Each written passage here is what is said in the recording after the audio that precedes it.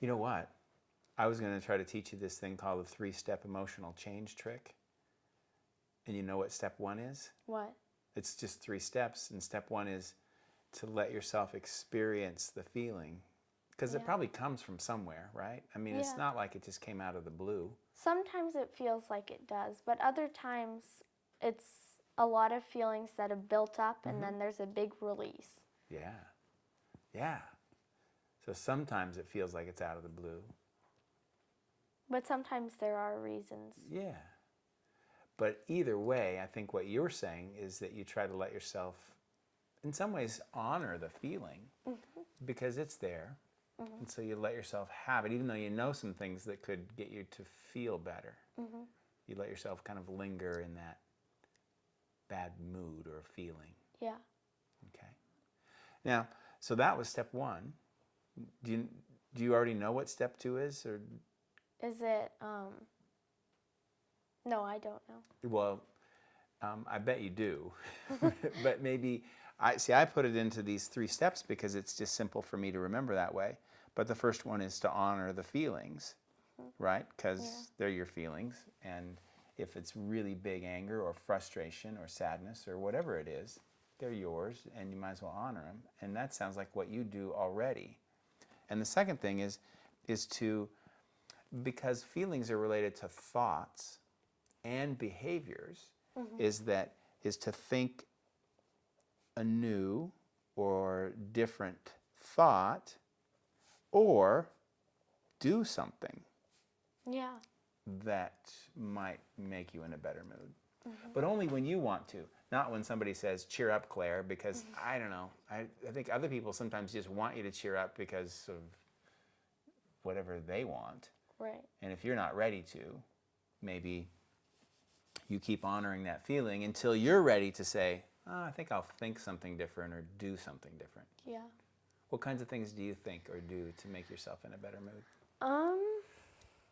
Sometimes I start reading a book because that definitely, I mean, when I'm feeling sad or angry, I will avoid reading because I don't want to stop thinking about it yet. I want to sort of process a little more. Yeah. And then when I'm ready, I'll read or I'll go talk to my friends or I'll draw or color or I will practice piano or really anything that's a different activity or that takes a little bit of focus on something else. Yeah, so really do something different. Yeah. Yeah. And you have a pretty good list. I mean, reading, talking with friends, drawing, coloring, practicing piano. All right, so 3rd step. You ready? Yep. Okay. So the first one is you honor the feeling. Just kind of express it. Sometimes that, it might mean you make a face or you draw something or, you do something that's consistent with your feeling. Second one is to do something different or think a different thought. Reading really helps you think different thoughts, probably. Yeah, it really does. Yeah.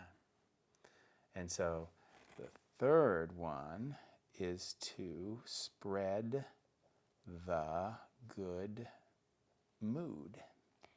Yeah. I find that after I'm really depressed or really angry, I start feeling better and it's like I'm getting happier and happier and then I'm almost hyper. I'm so happy. Yeah. And I run around and hug everybody and it's kind of crazy when I get happy again. After having been kind of down. Yeah. You just sort of naturally go up maybe a little better than normal. Yeah, and then I feel like making other people feel really happy. And so, like, I'll make my mom dinner or something like that. Wow. And, yeah. I was going to ask you what kinds of things you do. Hugging, making your mom dinner, okay? Yeah. Probably sending out some special cards. Yeah. Yeah. Or I'll send someone an email that I haven't been in touch with for a while. Ah. So when you have a bad mood, a lot of times they're contagious, right? You kind of are in a bad mood, somebody else is in a bad mood, you all get to be in bad moods.